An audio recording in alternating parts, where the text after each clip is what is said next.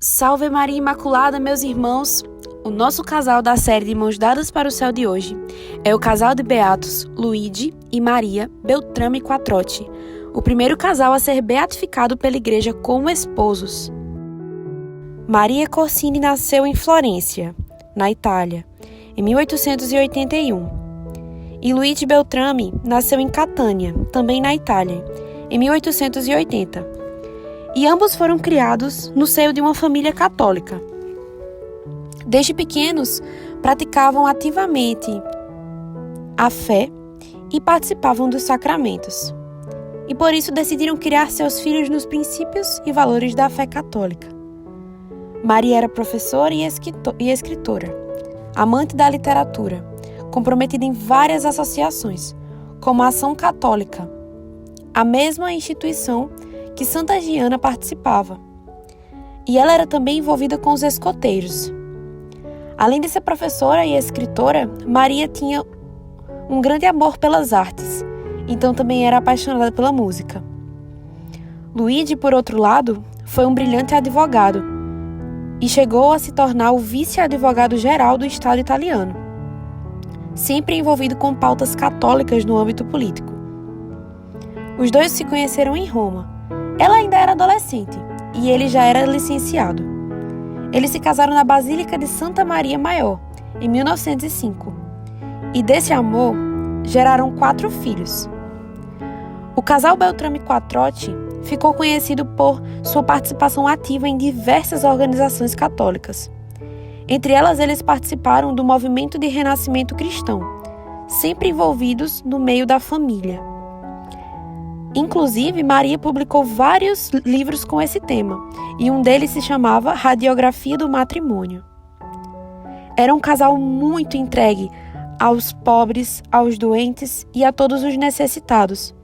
Então, Maria trabalhou como voluntária, ajudando os etíopes na Segunda Guerra Mundial. Antes de se casarem, Luigi não vivia tanto a sua fé cristã, não tanto quanto Maria, porque ela era uma praticante muito ativa da fé católica. Mas depois de conhecê-la, ele começou a perceber que mais do que um conjunto de práticas, a fé precisava de uma profunda vida interior. Então ele começou a procurar a ajuda de um diretor espiritual, começou a se aprofundar na fé, junto com sua esposa. E juntos eles também começaram a ver aquela vida que eles levavam matrimonial como uma vocação, a família como uma igreja doméstica. Começaram a perceber que aquilo ali, muito mais do que um simples voto, era uma missão e um motivo que os levaria a uma profunda intimidade com Deus. Quando eles foram beatificados pelo Papa João Paulo II, esse mesmo Papa falou que os 2 esposos foram cristãos convencidos, coerentes e fiéis ao seu próprio batismo. Foram pessoas de esperança, que souberam dar o justo significado às realidades terrenas, com um olhar fixo na eternidade. O matrimônio dos 2 durou 46 anos. Com certeza foram momentos difíceis que eles passaram, mas o que fez os 2 ficarem cada vez mais unidos espiritualmente foi a certeza de que precisavam se entregar àquela vocação, precisavam se doar ao matrimônio. E tudo aquilo que exige de nós valerá muito a pena. Eles são o primeiro caso de 2 esposos beatificados simultaneamente. O prefeito da Congregação para a Causa dos Santos, o cardeal José Saraiva Martins, ele explicou que era impossível beatificá-los de forma separada. Isso porque não se podia separar sua experiência de santidade, porque eles se santificaram juntos. Eles não se santificaram separadamente, como nós percebemos em outros casos de casais em que um dos 2 foi santo e o outro não foi. Os 2, eles se santificaram juntos. Eles transformaram o extraordinário, eles transformaram, o ordinário no extraordinário. Eles conseguiram transformar aquele cotidiano de um casal normal em uma vivência do céu. O mesmo prelado que fez essa beatificação do casal comenta que esses esposos fizeram de sua família uma autêntica igreja doméstica, aberta à vida, à oração, ao testemunho do Evangelho, ao apostolado social, a solidariedade para com os pobres e a amizade. Ainda na homilia da missa de beatificação, Sua Santidade o Papa João Paulo II afirmou que os esposos Beltrame souberam viver uma vida ordinária de forma extraordinária, reivindicando assim o ensinamento do Concílio Vaticano II sobre a chamada de todos os fiéis à santidade. A vida desse casal consegue nos mostrar que a santidade não é só para pessoas que têm a vocação religiosa, padres, freiras, celibatários, mas que o céu é para absolutamente todos. O exemplo de casais como o casal Beltrame abre as portas do céu para nós, que possuímos uma vocação leiga. Eles tiveram 4 filhos. Filipo, nascido em 1906, hoje Monsenhor Tarcísio da Diocese de Roma. Estefânia, nascida em 1908, hoje Madre Cecília, beneditina. Cesare, nascido em 1909, Padre Paulino, monge beneditino. E Henriqueta, que nasceu em 1914 e foi a única dos filhos que escolheu a vocação matrimonial, como seus pais. Então, consegue-se perceber, a partir dos seus filhos, o quão frutuoso foi o casamento entre Luigi e Maria. Porque eles geraram 4 filhos, dos quais 3 foram ser religiosos. O quão frutuosa foi essa vocação matrimonial, que frutificou nas mais diversas vocações. Uma madre, um monge, um monsenhor e uma mãe, esposa. E com certeza esses filhos desde pequenos aprenderam com seus pais a doação. Por isso cada um em sua vocação específica soube se doar à luz do exemplo dos seus pais. Em 1913, quando Maria esperava Henriqueta, a última de suas filhas, ela teve graves problemas na sua gravidez e os médicos prognosticaram que ela não sobreviveria ao parto, nem Henriqueta. Então, eles começaram a ter uma intensidade ainda maior em suas orações, porque as chances de sobrevivência da mãe eram de 5%. E mesmo os médicos dizendo que eles teriam que fazer um aborto para salvar Maria, o casal, de forma nenhuma, iria matar sua filha para que Maria vivesse. Então, Maria e Luigi decidiram confiar completamente na proteção de Deus e que ele fizesse como fosse a sua santa vontade.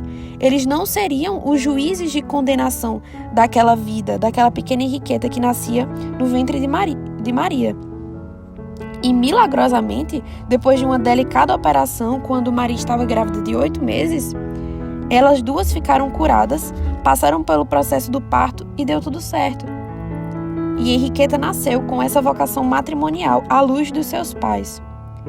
Imaginemos só se aquele casal tivesse desistido daquela pequena Henriqueta.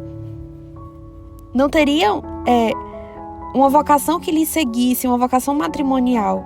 E todo o seu matrimônio não teria sido frutuoso, porque estariam sendo ali assassinos de uma criança. Durante a Primeira Guerra Mundial, Maria multiplicou suas ações nas obras de apostolado e caridade, animando as instituições familiares, atendendo como catequista, ajudando os enfermos.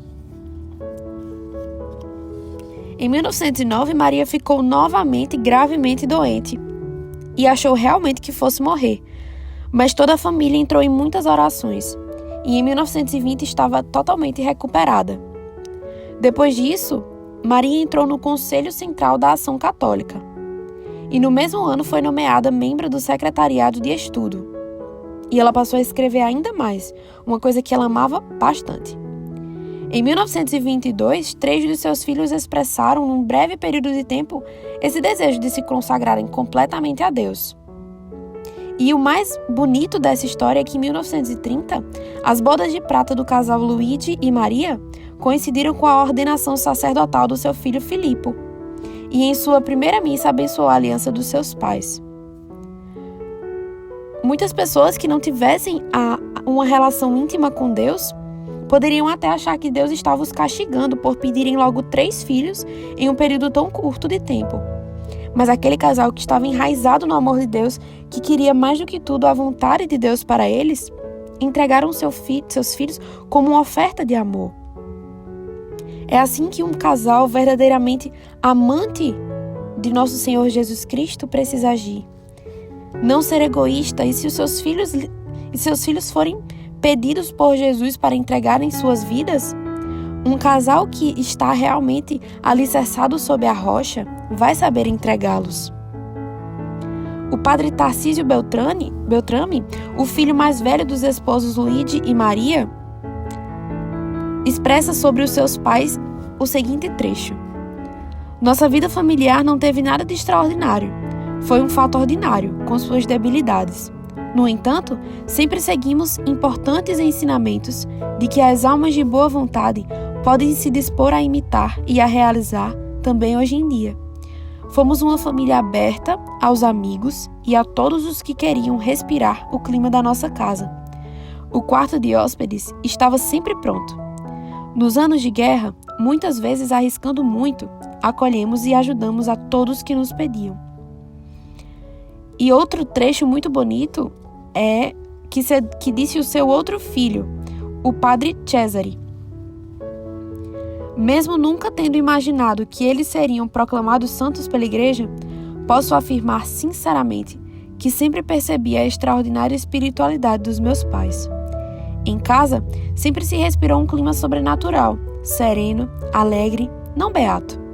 Independentemente da questão que tínhamos que enfrentar, sempre a resolviam dizendo que se tinha que fazer do teto para cima. Então nós percebemos pelos testemunhos dos seus filhos que eles sempre foram um casal normal. Um casal que soube viver na terra, mas não ser da terra. Um casal que soube estar com os pés no mundo, mas sem ser do mundo, sempre se preocupando com o céu.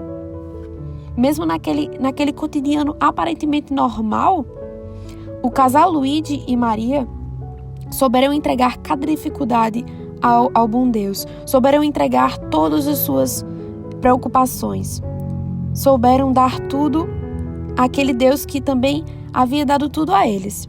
E eles foram cada vez mais se santificando, um santificando ao outro e os dois juntos santificando os seus filhos.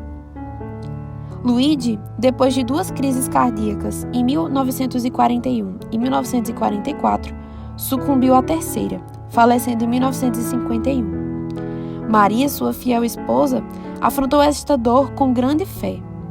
Então, depois que Luigi morre, Maria continua seu apostolado, ou melhor, ela se entrega ainda mais àquele apostolado, porque ela percebia que precisava continuar sua missão e também continuar a missão à luz do exemplo do seu esposo. E o mais bonito também dessa história é que, por indicação do seu diretor espiritual, que era o padre Garrigou Lagrange, ela entrou no movimento Frente da Família, trabalhando na defesa da integridade da família, e morreu em 1965. Os 3 filhos ainda vivos, o Monsenhor Tarcísio, o padre Paulino e Henriqueta, estiveram presentes na beatificação dos seus pais, no ano de 2001. Então nós percebemos com essa bela história de Luigi e Maria que um amor dado ao seu esposo e principalmente o amor dado a Deus, o amor entre os esposos e o amor a Deus, ele frutifica no amor dos filhos. Os filhos, observando o exemplo dos pais, querem amar mais a Deus. Os filhos, observando a santidade dos pais, querem também ser santos. Porque é numa família alicerçada nessa verdade, alicerçada no amor a Deus, à luz daquela família de Nazaré, que as famílias católicas precisam se inspirar. E o principal desejo dos pais católicos deve ser que seus filhos vão para o céu. Esse era o maior desejo de Luigi e Maria. Então é isso, meus irmãos. Que Deus os abençoe e salve Maria Imaculada. Que, a exemplo de Luigi e Maria, possamos cada vez mais amar a verdade e alicerçar o nosso cotidiano numa vida totalmente sobrenatural,